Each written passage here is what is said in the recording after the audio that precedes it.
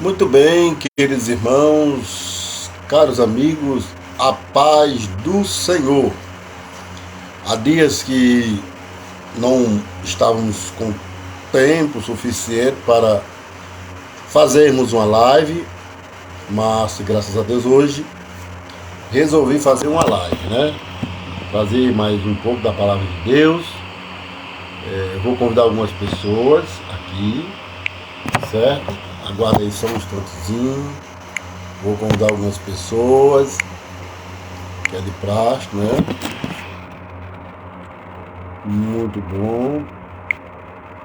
E convidemos para que possamos realizar aqui. Deixa eu ver se eu consigo. Só um instantinho, por favor.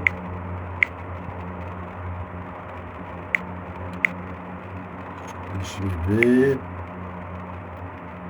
Muito bem. Glória a Deus. Só um pouquinho aqui. E logo, logo estaremos iniciando.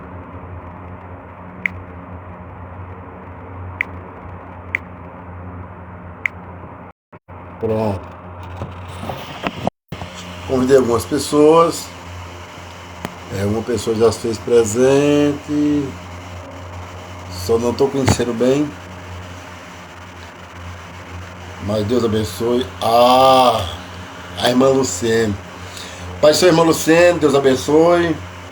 Saúde aí o nosso irmão, um abraço para ele. Deus abençoe você e sua família, certo? Então hoje eu estou fazendo uma live aqui com a minha filha Alice. Convidei. Glória a Deus, estamos aqui para fazermos uma live. Eu quero trazer,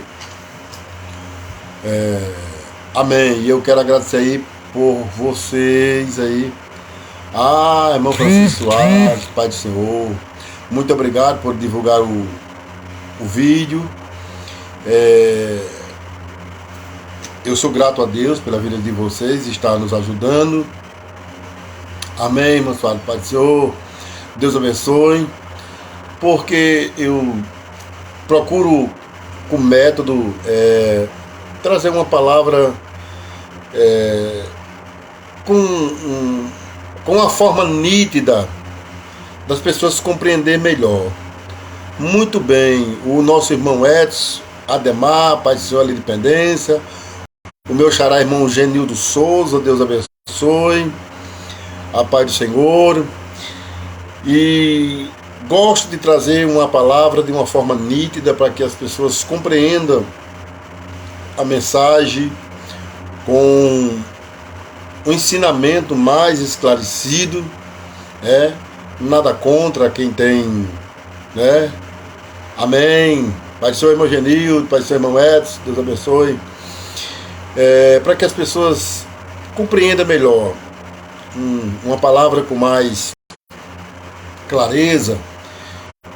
Acredito que Jesus falava com muita clareza, com muita serenidade, ficava fácil das pessoas entenderem,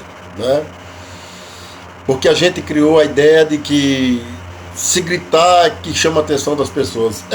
Chama a atenção, isso é fato, mas para chamar a atenção há momentos que precisamos gritar.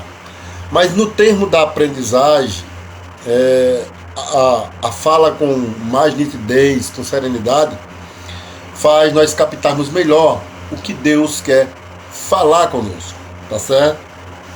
Então, eu quero ler aqui o capítulo 15 de Atos dos Apóstolos, o quinto livro do Novo Testamento, escrito pelo Dr. Lucas. Lucas foi um escritor de 2 livros da Bíblia. Um Evangelho de Cristo, que leva o seu nome. Amém, meu irmão. Muito obrigado. Obrigado mesmo. Olhe por nós. E Atos dos Apóstolos.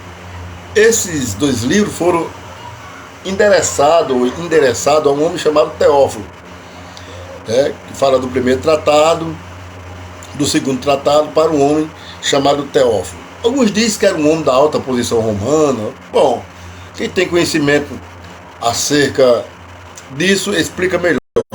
Eu não tenho muito conhecimento acerca disso. Mas o que nós vemos é que o livro relata que ele escreveu para esse homem chamado Teófilo. Pelo menos é o que leva o nome a princípio das suas escritas. E eu quero ler hoje um assunto muito importante para a nossa reflexão, para o nosso ensinamento, escrito no capítulo 15 de Atos dos Apóstolos, verso 1. Eu quero ler 5 versículos para que a gente tenha uma noção do texto, tá certo? Diz assim a palavra: alguns indivíduos que desceram da Judéia ensinavam aos irmãos: se não fosse circuncidado, segundo o costume de Moisés, não podeis ser salvo.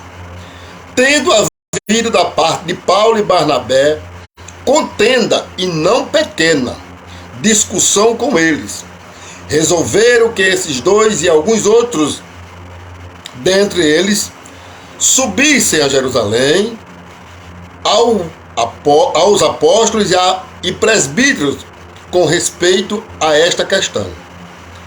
Enviado, pois, e até certo ponto acompanhado pela igreja, atravessaram as províncias da Fenícia, Samaria, e narrando a conversão dos gentios, causaram grande alegria a todos os irmãos.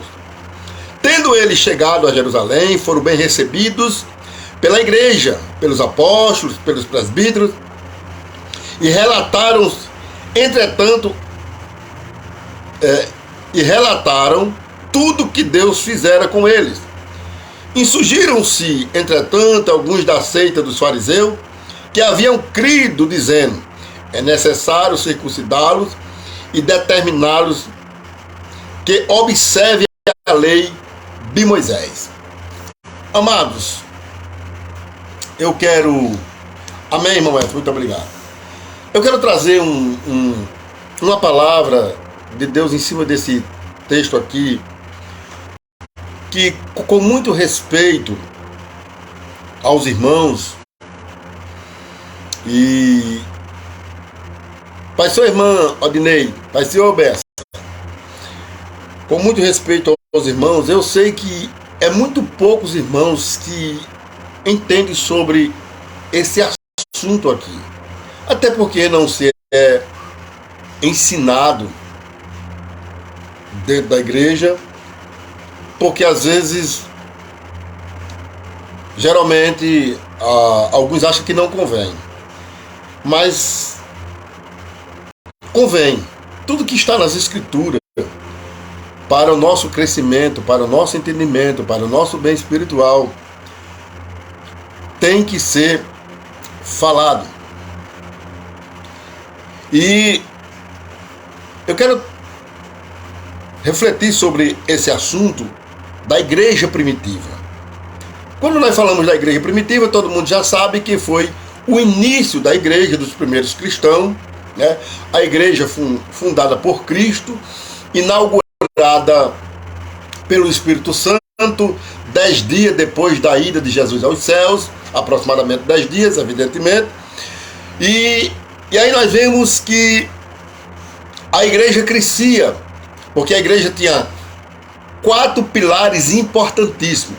Quatro pilares importantíssimos que fazia a igreja crescer. A igreja tinha doutrina, oração, comunhão e partir do pão. Esses 4 pilares faziam com que a igreja primitiva crescesse, né? Que na ótica dos inimigos crescia assustadoramente. Observe bem.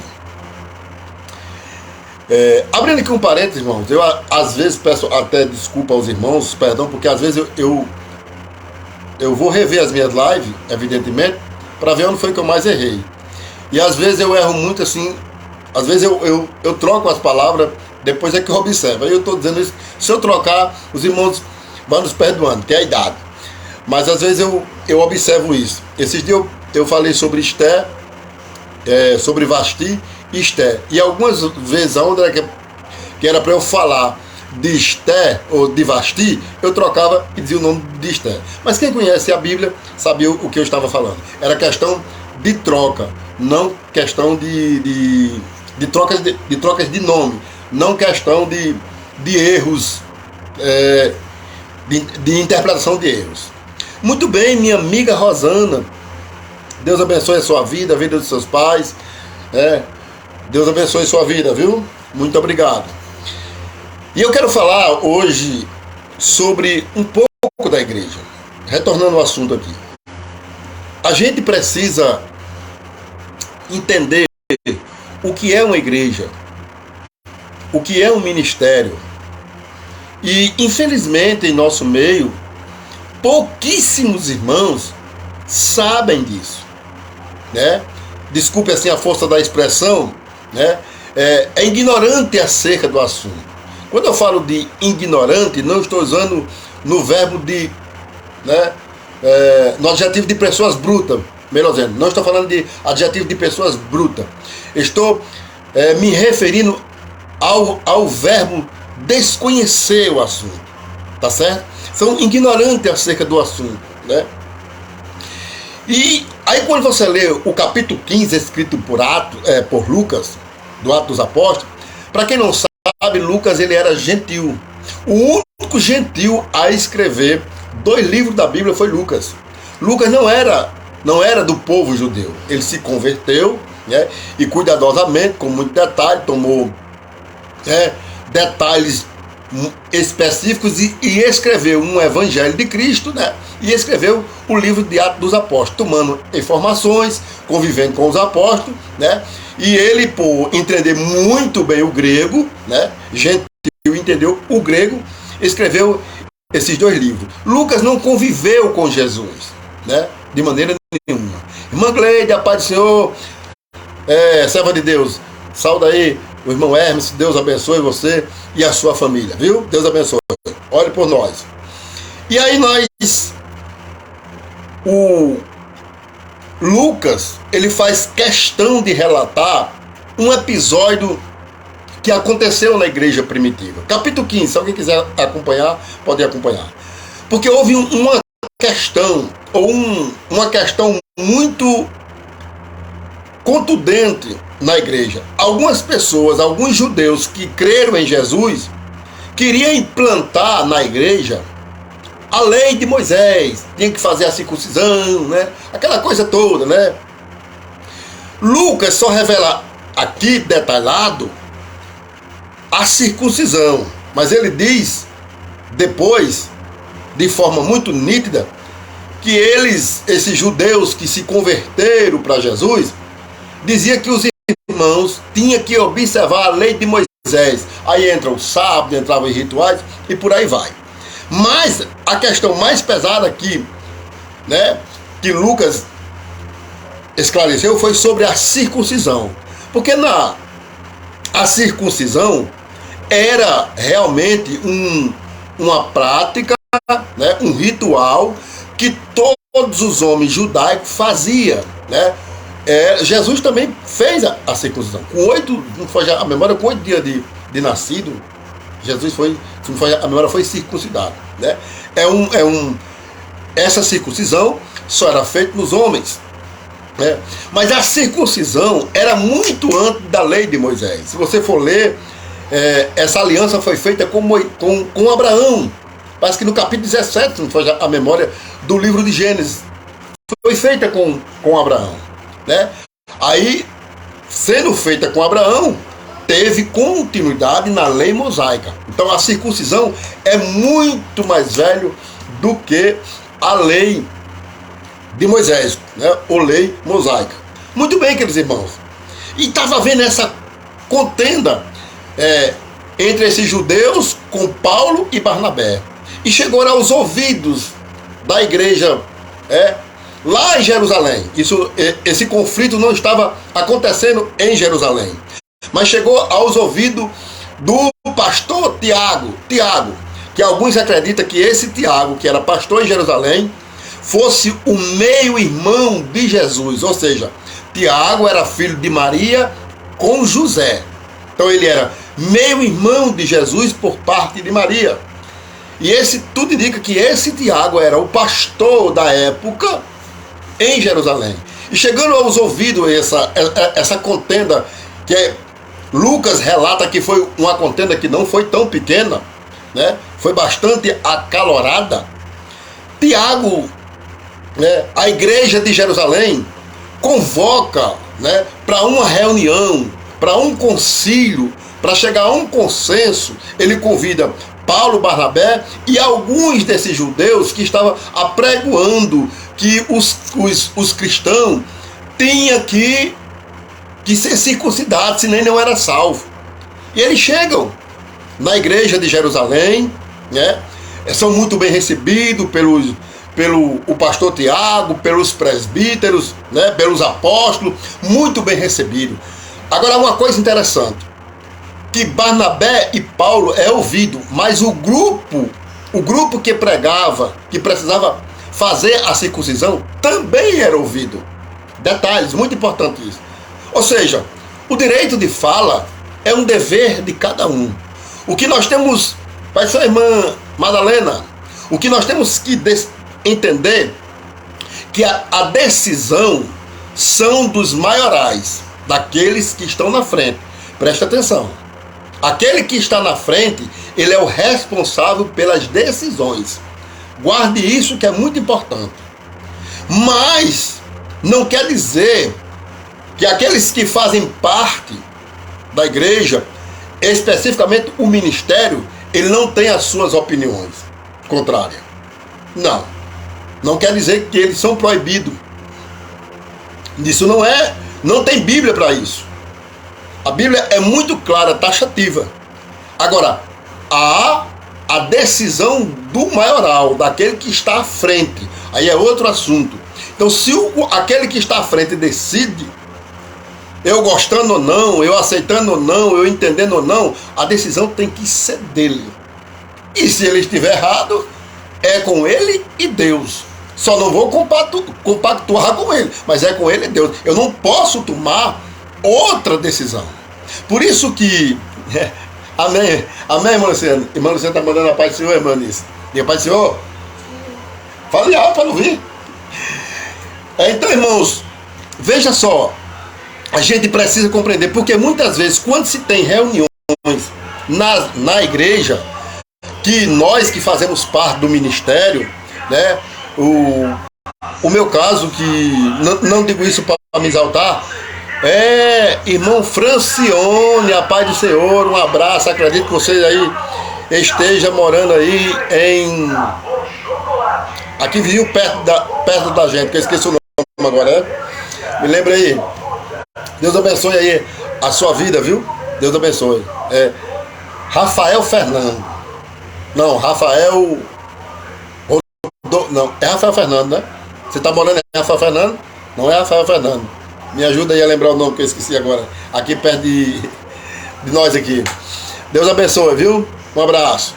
Então, irmãos, muitas vezes quando nós do ministério, presbíteros, quando nós, evangelistas,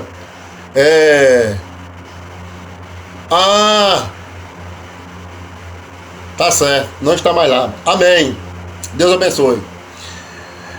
Então, irmão, quando nós do ministério, muitas vezes, refutamos um pouco contra nós, não concordamos com fala.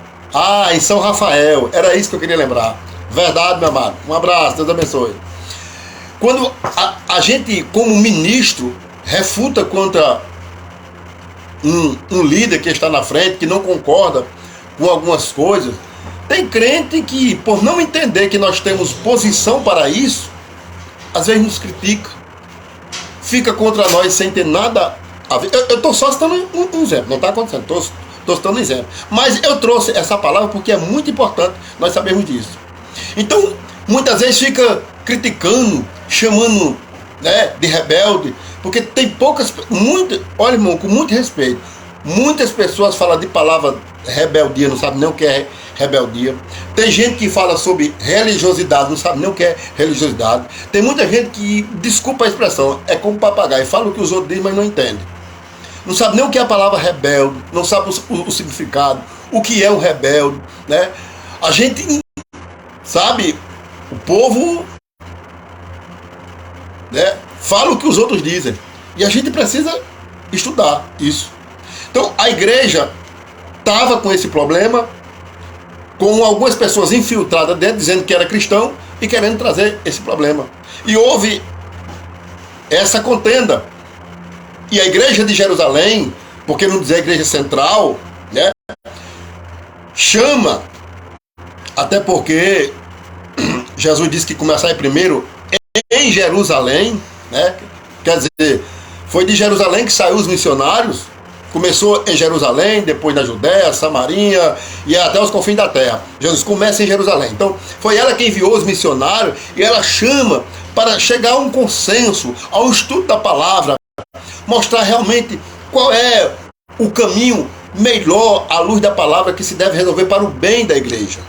Então, recapitulando, muitas vezes quando nós que fazemos parte do ministério, que refutamos alguma coisa, que não concordamos, que entendemos à luz da Bíblia, não é interesse próprio, que entendemos à luz da Bíblia, que não convém muito com as Escrituras, nós somos considerados no nosso meio, entre nós, como rebelde, desobediente.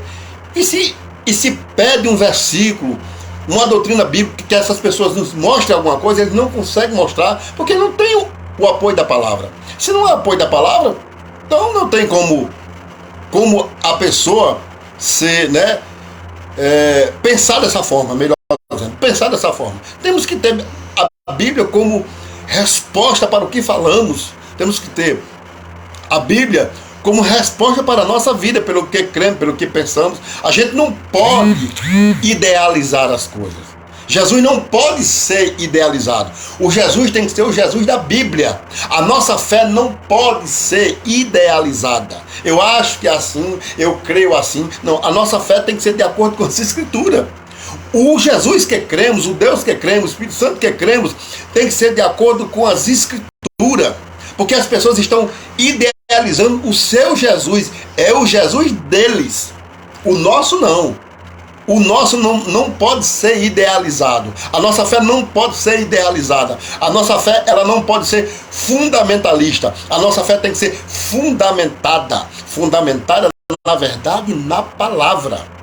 E então, a gente assiste muitas vezes, né, essas coisas que tem pessoas, fulano vai falar, tem que se falar.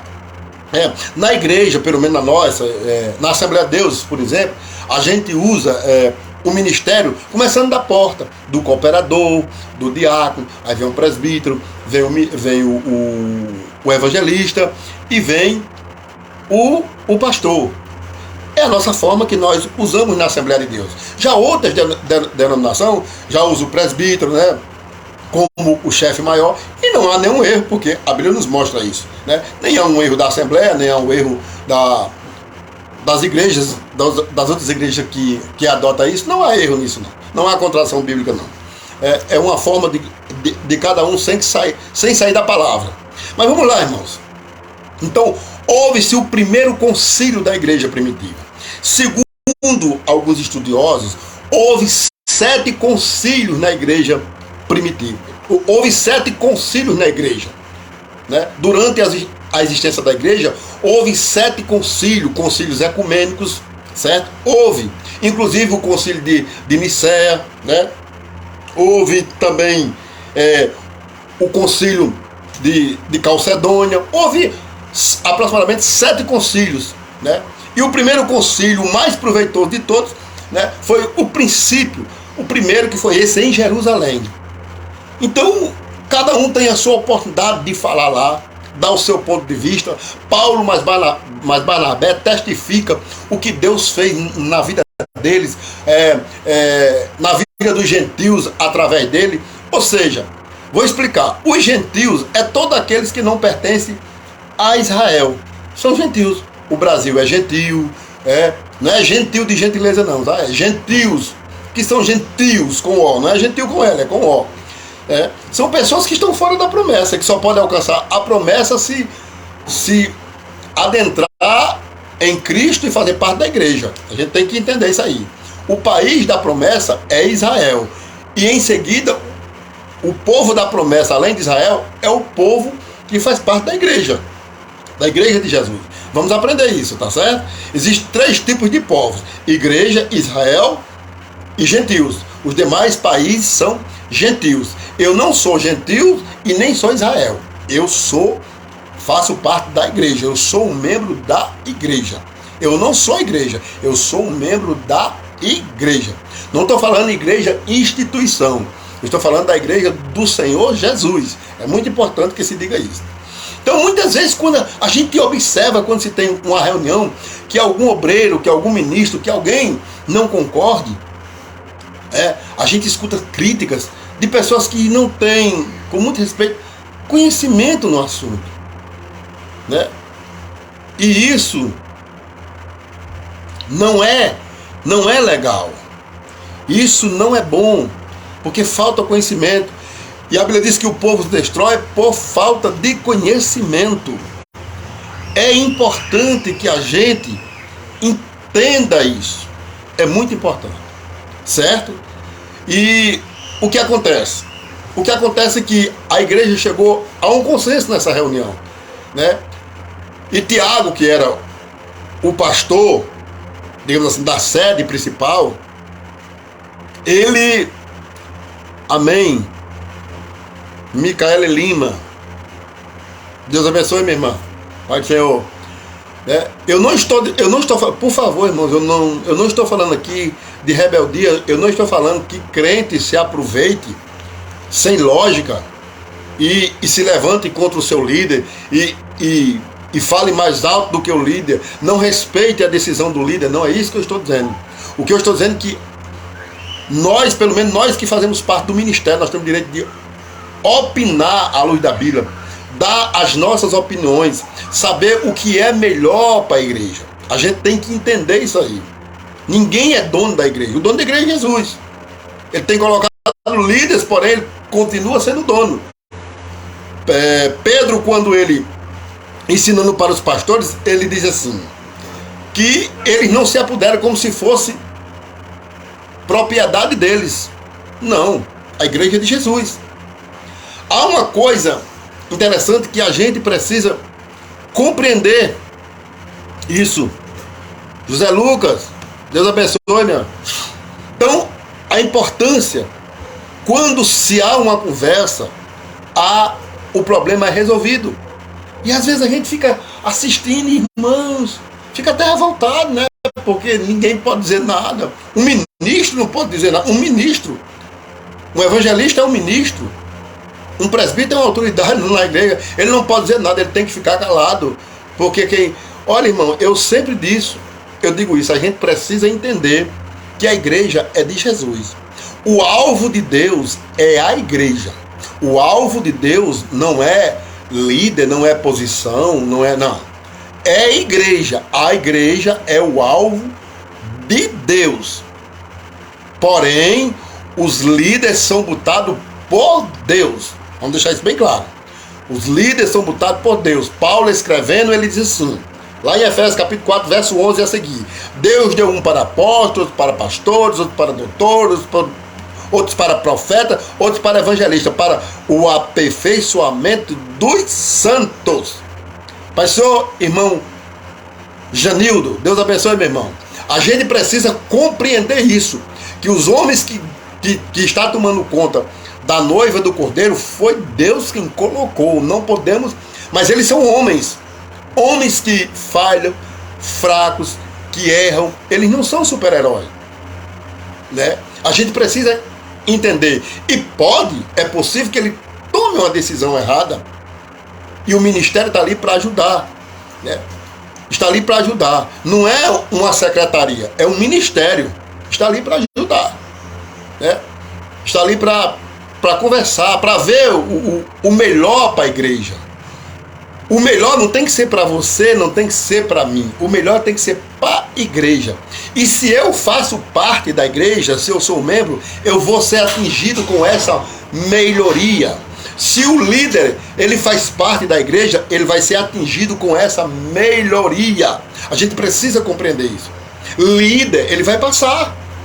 Observe bem, uma coisa importante.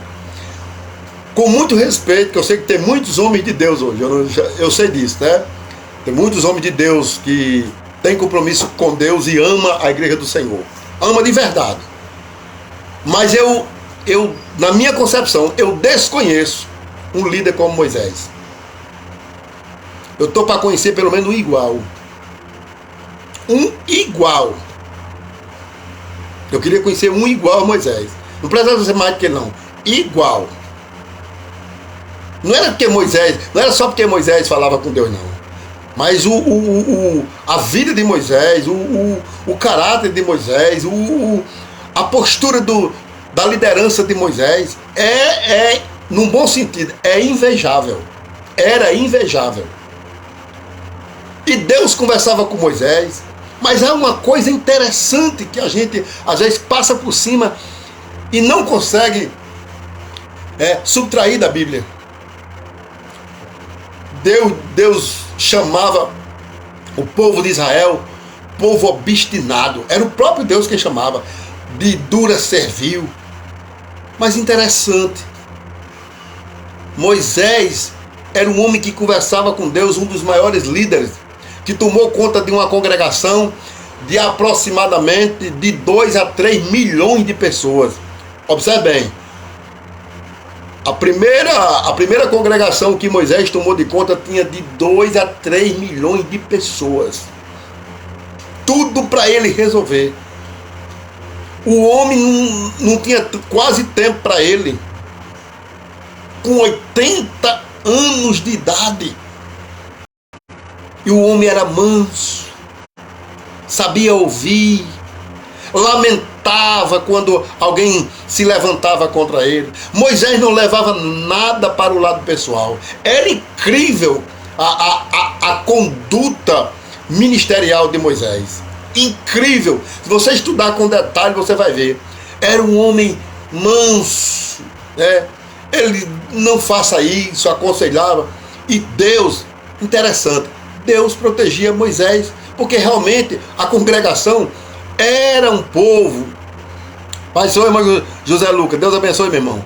Era um povo obstinado. Que coisa! Era um povo duro, rebelde. Qualquer coisa abandonava Deus, era uma idolatria. Mas observe que o povo era contra Deus. Vale salientar isso. Mas há uma coisa interessante. Moisés morreu. Até hoje ninguém sabe onde é que está o corpo dele. Mas Israel permaneceu. Por quê? Porque o projeto de Deus era com Israel. Era com Moisés, porque Moisés fazia parte de Israel. E Moisés era obediente a Deus. Era um ministro, era um profeta. Era um profeta obediente. Um líder obediente a Deus. E Moisés foi embora. E o povo de Israel acabou? Não. Vive até hoje entre nós, com promessas futurísticas para o bem da nação. Olha que coisa interessante. E era um povo duro, né, de coração duro, que ninguém conhece o nosso coração melhor do que Deus, e ele falou muito bem disso, e com certeza. E Deus conversa com Moisés e que vai levar ele. Ele disse: Moisés, quando você for embora, esse povo vai se desviar. E foi mesmo. E Moisés foi levado por Deus, né? Moisés viu a cidade prometida e de lá partiu. E o povo, né? O povo permaneceu. Deus levantou Josué. Deus levantou outro líder. Povo ruim, trabalhoso, idólatra, prostitutos, né? Na idolatria, porque prostituição tem 2 significados, pode ser física ou espiritual. Prostitutos na idolatria, espiritualmente falando, estavam lá. Aí Deus levanta Josué. Josué morre, o povo fica lá, no tempo da anarquia, vê o juiz, e Deus levanta o juiz para dar livramento, porque o intuito de Deus era guardar o povo, porque ele fez uma promessa a Abraão. Preste atenção, a igreja não é diferente. O propósito de Deus é guardar a igreja, porque Jesus a comprou. Jesus a comprou com o seu sangue. A igreja é comprada com o sangue de Jesus. Somos falhos? Sim. Somos teimosos? Sim. Não somos perfeitos? Sim. Mas nós temos sede de chegar lá. E quem tem sede de chegar lá, pelo sangue de Jesus, chegará. A gente precisa compreender, o alvo de Deus é a igreja de Jesus. E isso é bíblico, e com muito respeito. E ponto final. Tudo que se Deus dá, até os dons que Deus dá, dons ministeriais, dons espirituais, é só para o bem da igreja, para edificar a igreja. Não é para o bem de alguém em particular. Não é o alguém que é mais importante do que a igreja. Ninguém é mais importante do que a igreja. Janaína Souza, Deus abençoe. Francimar Nunes, Pai do Senhor, meu irmão, Deus abençoe. A gente precisa compreender isso. A igreja, quando é necessário reuniões, os obreiros, ele precisa ser ouvido, né? Muitas vezes o obreiro, ele está entendendo errado, e ele dá uma opinião porque está entendendo errado, e na reunião, o que é que vai acontecer? Vai ser esclarecido. Não, fulano, você está entendendo errado, é assim. Não é dessa forma, é assim. Tudo é mais esclarecido. Ou seja, a igreja em Jerusalém chegou a um consenso. Tiago deu a palavra final e disse, olha, deixou bem claro, e chegou a um consenso à luz da Bíblia. Qual? Tiago disse, não necessita mais seguir a lei de Moisés. Pecado aqui é, sabe o quê? É sexo ilícito, é comer carne com sangue, é idolatria. Aí a igreja ficou satisfeita, sarou a contenda, tudo se foi resolvido. É isso que a gente precisa compreender. E muitas vezes ninguém pode falar nada porque é um rebelde, é um desobediente. Gente, eu vou, com muito respeito, né, se porventura alguém aí não sabe, não estou dizendo que não sabe, rebeldia é tudo aquilo que você quer tomar o lugar de alguém. É você ser uma pessoa insubmissa, querer tomar o lugar de alguém. Isso é rebeldia. Você tem interesse próprio. Tudo aquilo que lhe causa interesse próprio, né? E que você quer tomar a vez de alguém, o comando de alguém, isso é uma rebeldia. Satanás desceu do céu por quê? Porque queria tomar o lugar de Deus. Corã, Datã, Abirão foram enterrados vivos lá na terra. Por quê? Porque queria tomar o lugar de Moisés. Miriam, Arão, principalmente Miriam, queria tomar o lugar de Moisés. Veio uma lepra. Preste atenção, o que é uma rebeldia? A gente precisa compreender para não estar chamando as pessoas de rebelde. Todo mundo a gente chama o irmão de rebelde, às vezes pela inocência. É verdade, porque é ignorante acerca do assunto que é rebeldia. Então hoje a gente sabe o que é rebeldia. Rebeldia é isso. Tudo aquilo que leva a um assunto dentro da igreja, a uma contradição de alguém, é para o bem da igreja. Vamos chegar a um consenso. E a decisão vai ser do líder. Ele é o decisivo. Ele é quem decide. Certo ou errado é com ele. Se teve errado é com ele e Deus. Mas a decisão é dele. Porém, as partes precisam ser ouvidas. As partes precisam ser ouvidas. Para encerrarmos, eu sei que está comprido, é cansativo. Para encerrarmos, eu até peço perdão porque eu gosto de falar explicando. Então, toma um pouco de tempo. Mas para encerrarmos, se nós formos não entender à luz da Bíblia o que é uma rebeldia, nós vamos entender que o protestantismo foi criado de uma rebeldia. E não foi. Quando Lutério, ele não queria sair da Igreja Católica. O que Lutero queria era que a Igreja Católica se enquadrasse nas Escrituras. Simples assim. Lutero não queria nada demais. Lutero não queria sair da Igreja Católica. O que Lutero notou, o que Lutero notou, amém, irmão? Obrigado, viu? O que Lutero notou foi que a igreja, né, católica, que a palavra católica quer dizer universal, eles estavam saindo fora dos preceitos da Bíblia. Eles estavam fazendo pregão que ia para o céu quem comprasse lá, né? Aquela conversa toda, porque eles queriam arrecadar dinheiro. E Lutero começou, né? E segundo a história, só podia ler a Bíblia naquela época os monges.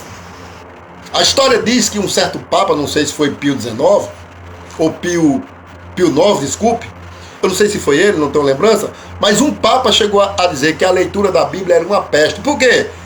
Porque a Bíblia contradizia as doutrinas e os dogmas do catolicismo romano, como contradiz até hoje, com muito respeito, mas é a verdade, contradiz até hoje. Então eles tinham a leitura da Bíblia como uma peste, e só quem tinha o poder ou o direito de examinar as escrituras eram os monges, e Lutero era um deles. Lutero tinha sede de salvação, e lendo, Lutero encontrou Romanos, que diz que o justo viverá da fé. Ele disse: espera ainda, está tudo errado. Estão pregando aí. E Lutero, segundo alguns dizem, que ele pregou 95 teses e foi um ribuliço, foi condenado pela Igreja Católica, disse que ele tem que pedir perdão. Ele não pediu perdão porque já tinha escrito nas Escrituras mesmo, foi considerado um excomungado, um amaldiçoado, um indulgente, foi tudo isso que a igreja tentaram matar ele, mas Lutero não queria sair da Igreja Católica. O que Lutero estava querendo que os papas, que os líderes se enquadrassem nas Escrituras. Ele não estava querendo poder, ele não estava querendo autoridade, ele não estava querendo tomar nada de ninguém. Era só isso que ele queria. Mas a ganância daqueles homens falaram mais altos, muito mais alto. Meu irmão Ivo, um abraço, meu irmão, Deus abençoe, viu? Então, a ganância daqueles papas falaram mais alto e não aceitaram de maneira nenhuma as teses que Lutero pregara. Lutero disse: não é pelas obras, não. Irmã Ilma Neves, a paz do Senhor, benção. Não é pelas obras, não. Pelo amor de Deus. A Bíblia diz que é pela fé, é por Jesus que nós podemos entrar no céu. Não é esmola, não é comprando, não é dando oferta, não é nada, não. Claro que os dizem que as ofertas têm que existir. Aí é outro assunto, mas não é para a salvação. Mas não foi aceito. Eu não sei se foi o João, não me lembro o nome do... que estava vendendo indulgências, vendendo moradinha no céu. E céu não se compra. Céu se conquista pela fé em Cristo Jesus, nosso Senhor. É assim que a Bíblia nos ensina. Então, Lutero não queria sair da Igreja Católica. O que Lutero queria era que a igreja se enquadrasse na Bíblia, e ela não se enquadrou, como até hoje, infelizmente. Simples assim. Então, Lutero, houve uma reforma protestante, juntamente com outros homens, Zurita e tantos outros, e aí veio a reforma protestante. Aí foi onde surgiu os 5 solos. Surgiu os 5 solos, né? Um concílio também que houve entre esses líderes, e surgiu os 5 solos. Só a graça, só Jesus salva, glória só a Deus, né? Só as Escrituras, né? Só a fé. São os 5 solos que foram apregoados, né? na reforma protestante, que é o que serve para nós até hoje. Para nós é só Jesus que salva. Para nós a glória é só a Deus. Só através da fé que chegamos em Cristo, né? Só as Escrituras é a verdade, né? É isso que nós temos que compreender. Então, irmãos, eu estou falando isso porque a gente escuta entre nós. Então, a igreja, ela quando é preciso para resolver questões, ela tem que ouvir os contrapontos. Líder tem que aprender a ouvir os contrapontos. Nós temos que ouvir os contrapontos das pessoas, e a gente vai mostrar, né, chegar a um consenso para o melhor da igreja, dentro da luz das Escrituras. Eu espero que esta palavra tenha nos esclarecido alguma coisa. Eu agradeço ricamente a paciência de vocês. Assistir live é realmente um pouquinho chato, né? Mas eu agradeço, né, A live, não uma palavra, mas a live é chata. A realidade é essa. Mas eu agradeço a paciência de vocês. Espero que vocês tenham compreendido, né? Não se confunda. Líder é bíblico. Nós precisamos de líder. Líder é bíblico. Ah, irmão Laed, meu irmão. Ô, glória. Um abraço aí, viu, meu irmão? Deus abençoe. Lembrança aí, a família. Então, líder nós precisamos. A decisão sempre vai ser do líder. Mas os líderes precisam saber ouvir os contrapontos e fazer um exame bíblico e trazer o melhor, o que é sadio para a igreja. Líder nenhum, à luz da Bíblia, irmão Josivan Lopes, pai do Senhor, acredito que irmão Josivan é ali de Itajá. Deus abençoe, servo de Deus. Deus abençoe. Líder nenhum, ele tem interesse próprio. O interesse do líder, ele é o reino, né? O interesse do verdadeiro cristão é o reino. Isso que nós temos que compreender. O reino deve ser, o reino de Deus que eu estou falando, deve ser o nosso intuito. Tudo que nós tentar melhorar seja para o reino. Às vezes nós até erramos, pensamos que isso aqui é melhor para o reino e não é. Então, o que é que vai acontecer? Vamos retroceder, porque o reino é quem tem que ganhar. E se o reino ganhar, eu irei ganhar. Você irá ganhar, porque nós fazemos parte do reino de Deus. Que Deus em Cristo nos abençoe. Muito obrigado. Quando eu fizer outra live, eu convido vocês. Obrigado pela paciência. Mais uma vez, oreis por nós. Eu preciso das vossas orações. A minha família precisa. A irmã eu disse aqui, ó. Minha bênção, que Deus me deu. Quero bem, viu? Quero bem, não, amo. Então, irmãos, eu sou feliz, né? Tenho luta, tenho dificuldade, tenho os meus momentos difíceis, tenho as minhas tribulações, mas acredito que Deus está comigo em todas. Isso não é uma ideia, é uma promessa.